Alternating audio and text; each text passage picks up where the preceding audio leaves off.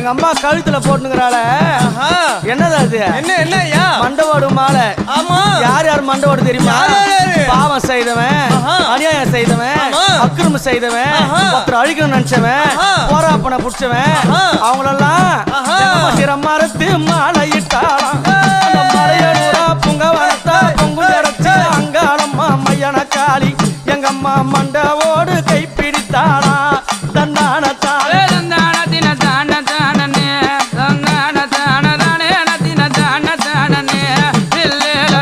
மண்டவோடு மாலை சூடினாள் மையானத்தில நீல காளி பவள காளி பச்சை காளி கருங்காளி செங்காளியா அடங்கம்மா